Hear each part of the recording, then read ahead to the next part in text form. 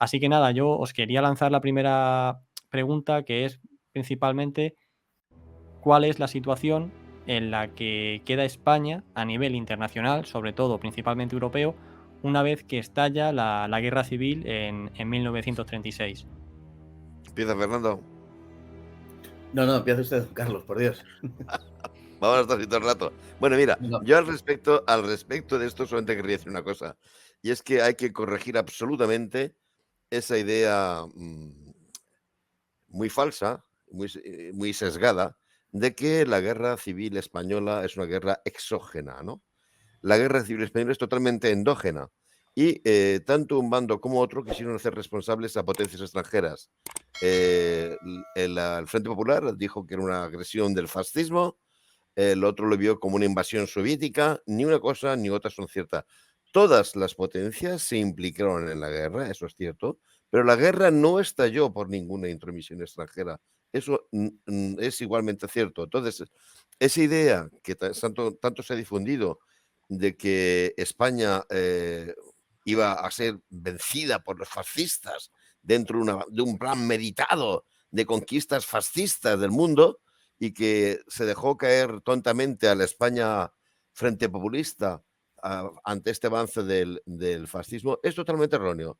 Ni las potencias fascistas, ni tampoco la Unión Soviética, tuvieron que ver con el estallido de la guerra, aunque desde luego sí que se implicaron cuando estalló. Sí, es difícil añadir algo. Efectivamente, no son causas endógenas. España es un país difícil de comprender desde fuera. Además, es realmente, en cierto modo, hasta cierto punto, una anomalía dentro de Europa. Es decir, la izquierda española no era asimilable a la izquierda europea. No, para nada. Por ejemplo, había un gran movimiento anarcosindicalista, cosa que no existía en ningún país europeo. Se podía parecer más un poco quizá a lo que había en algún país hispanoamericano. Es difícil de comprender desde fuera, ¿no? Eso para empezar. Y desde luego las causas están escasísimamente, si es que en algo, relacionadas con la política exterior. Son causas puramente internas las que conducen al enfrentamiento que conocemos como la Guerra Civil Española. Lo que hay cuando se produce es como una especie de... bueno, en un primer momento y durante unas semanas, unos meses, hay una especie de focalización de todas las atenciones europeas en España por causas perfectamente comprensibles, pero aquello no duró demasiado, realmente. España era, y sigue siendo desde el punto de vista geográfico, un apéndice en el extremo suroccidental de Europa sin demasiada trascendencia. A España se venía en los siglos XIX y XX de viaje por parte de los europeos bueno, pues a ver cómo era el mundo preindustrial, cómo había sido, a una especie de observación de exotismo, un poco como podemos ir hoy al zoo, donde nos encontramos con animales con los que hasta hace poco convivíamos, con vacas, ovejas, burros, cabras, ya están en los zoos del mundo occidental, ¿no? Bueno, pues esto era un poco lo mismo. Venían aquí pues a escribir libros acerca del tipismo español y a escribir alguna que otra ópera a cuenta de eso, ¿no? Y no interesaba demasiado. Efectivamente, lo que había en España era algo muy peculiar, muy típico, muy clásicamente, muy enraizadamente hispano, español. Y bueno, la actitud fue en general, por resumirla muy mucho, en principio, como es natural, por razones perfectamente explicables, hay una cierta tendencia a posicionarse junto con el gobierno existente, pero enseguida muchas de las cosas que sucedieron en el bando dominado por el Frente Popular hicieron que una gran parte de esas simpatías se restaran de lo que era el gobierno. Enseguida digamos que se vislumbró la diferencia que había en ese doble poder del gobierno y de las milicias revolucionarias, y enseguida casi nadie quería tener nada que ver con el gobierno de la República. Un caso prototípico podría ser el de Gran Bretaña. Se quedaron apoyando a los republicanos por razones de política exterior los soviéticos, los mexicanos en un plano puramente diplomático, y de una manera más importante de la que normalmente se suele decir, los franceses. El resto, la verdad es que se desentendieron considerablemente. Solo hay un aspecto, digamos, internacional que sí que afecta al estallido de la guerra, y es que en toda Europa se había producido una polarización ideológica muy fuerte entre el bloque del antifascismo y el bloque del anticomunismo, ¿no? Entonces, esa gran polarización ideológica va a actuar como retroalimentando las tensiones políticas entre la izquierda y la derecha españolas, ¿no? Pero, digamos, manipulación para que estallara la guerra o intereses extranjeros en juego, eso no lo hay. Es ese ambiente general de gran tensión ideológica en Europa que, bueno, va a fomentar el estallido de la guerra. Y por eso se produce esa cosa tan alucinante como que el gobierno del Frente Popular proclame que esta es una guerra contra el fascismo, cuando en España el único partido fascista en las elecciones de febrero del 36 no ha tenido ni un solo diputado, ¿no? Y claro, esto es lo que hace, por ejemplo, que va a provocar que en la Italia de Mussolini se sientan desde el principio muy beligerantes contra el Frente Popular. Dicen, bueno, estos tíos, ¿por qué van de antifascistas? Los fascistas somos nosotros, ¿qué pasa? Tanto nos odian, es decir, que más fue la polarización ideológica que influyó un poco retroalimentando nuestros conflictos que desde luego una intervención directa. Y lo ha subrayado Fernando muy bien.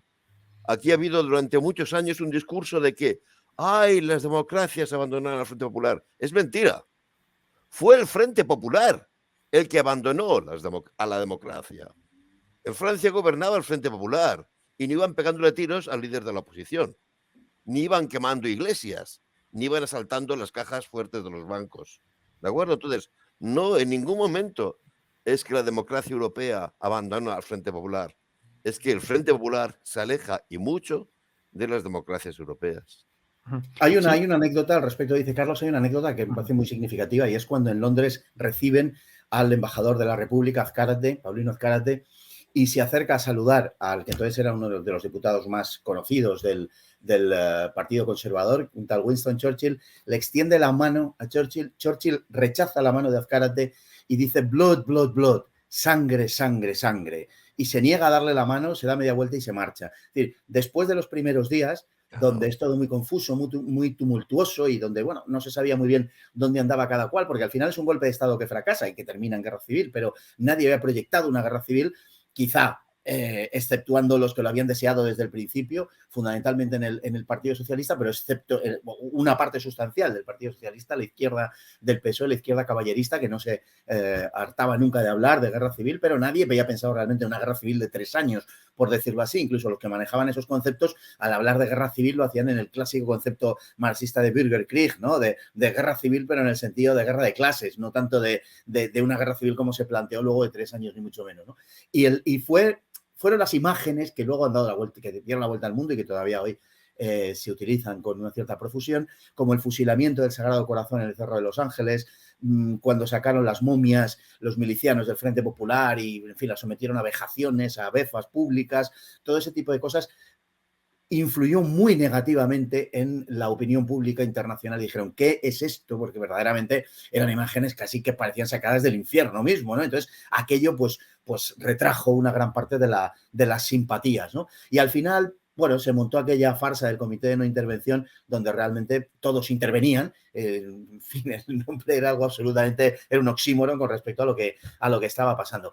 Y todos intervinieron en España de una u otra manera pensando en cualquier cosa antes, desde luego, que en los españoles. Pensaban en sus intereses y en cómo podían cumplimentarlos, ¿no? Claro, eso es a lo que iba Fernando, que en un primer momento, desde Europa, pues hay lo que habéis dicho, indiferencia. De hecho, hay registro tanto del propio Stalin o Hitler que le dicen como que no quieren saber nada, como que eso no va con ellos. Luego, también se fija lo que ellos llaman la no intervención, ¿no? Que España se lo resuelvan los españoles. Pero luego, poco a poco, va a haber una serie de países que sí que van a apoyar a un bando u otro y ya aquí digamos que cada uno ya va a actuar acorde a sus intereses, o sea, a lo que considera que le puede beneficiar. Por ejemplo, Stalin, que precisamente en el libro que estábamos hablando antes te lo vende así, por un autor estadounidense, él defiende que Stalin estafó, por así decirlo, a la República, ¿no? Como que le sacó todo el oro y lo que le dio a cambio no valía ni mucho menos que el oro que él sacó de España y luego ese oro lo utilizó para ayudar a la reindustrialización de la Unión Soviética, por ejemplo. O los alemanes o los italianos, el pago que le dieron a España no lo pedían como los soviéticos, con dinero por adelantado, sino que lo daban a préstamo para que España lo devolviera una vez que Franco ganase la guerra, también buscando su propio interés en este tipo. No sé qué valoración hacéis de cómo se va posicionando cada país con un bando u otro, o la ayuda que cada uno le puede dar. Hay un hecho evidente y es que las entradas en acción por un lado de la Unión Soviética, por otro lado de Alemania y de Italia, son prácticamente simultáneas. Siempre se debate si primero llegó la ayuda soviética o primero llegó la ayuda alemana, pero es por cuestión de días y a veces de horas. Y no se trata tanto de cuándo llega el primer tanque soviético, sino de cuando los servicios de información alemanes creen que la ayuda soviética está llegando. Pero repito, es por cuestión de días, ¿no? Desde luego la ayuda soviética fue, y con mucho, la más importante. Los especialistas en economía sostienen de que estuvo muy, muy bien cobrada, cobrada de antemano y muy generosamente. Yo, como no soy economista, no me atrevería a afirmarlo, pero vamos, por lo que yo he leído, sí. Y desde luego la más, digamos, generosa, entre comillas, no sé si es la palabra adecuada, es la italiana, que es la ayuda se financiaba a largo plazo, a bajo interés, etcétera, etcétera. Los alemanes la financiaron su ayuda al Bando Nacional, pero querían cobrarla inmediatamente de acabar la guerra. Y también las cuentas que presentaron fueron como muy, muy, muy duras, ¿no? Es decir, aquí vamos a cobrar hasta el último cartucho que se haya gastado. Los italianos demostraron ser bastante más, digamos, generosos, ¿eh? Hicieron entregas a fondo perdido, etcétera, etcétera. Lo digo porque normalmente en el bando nacional siempre tendemos a hablar de la importancia de la ayuda alemana, que es mucha y muy importante, ¿no? Pero eso ha dejado en segundo lugar a la ayuda italiana, que es bastante más importante. Yo creo, hasta donde yo entiendo la guerra civil, yo me imagino una victoria del Ejército Nacional sin la ayuda alemana.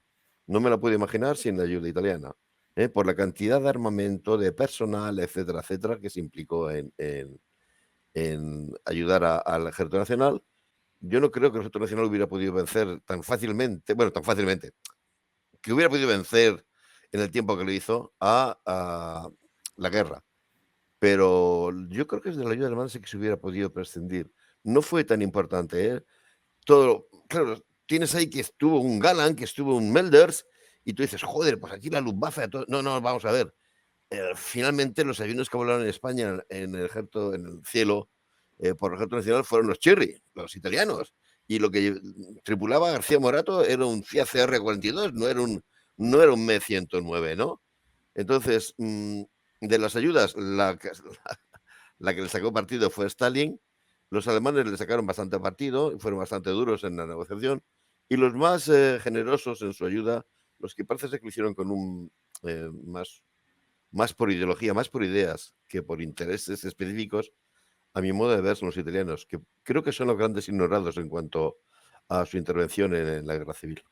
Pues efectivamente, yo creo que lo que hay es un posicionamiento al respecto de la guerra de España de cada uno pensando en sus intereses de una forma muy visible. Yo creo que la Unión Soviética utiliza a España fundamentalmente para hacerse visible de cara a los aliados occidentales con los que en aquel momento está pensando en formar un frente. Sí. Luego modificará su política exterior, ya lo sabemos, a partir del 17 Congreso, sobre todo del PQS, ofreciéndose a los alemanes, al eje, bueno, con ese doble juego que se trajo Stalin, pero en ese momento Stalin está en otra cosa. Stalin está en formar, sobre todo en reforzar la idea de la seguridad colectiva, frente a la cual Alemania, fundamentalmente, estaba empezando a diseñar una política exterior agresiva de relaciones bilaterales, etcétera, que a la Unión Soviética, por obvias razones, no le interesaba, porque Stalin estaba siempre pensando en que al final acabaría habiendo un bloque de todos los capitalistas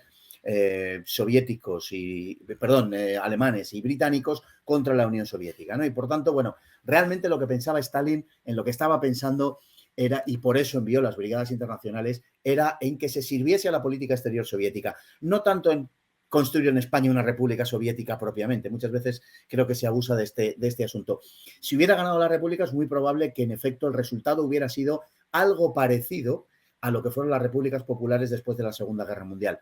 Es posible, del este de Europa, ¿no? Es posible que hubiera sido algo parecido, pero no exactamente una república soviética más de la URSS, por decirlo así, porque eso hubiera sido inviable. En cualquier caso, la intención de Stalin no era esa, la intención de Stalin era de pura política exterior.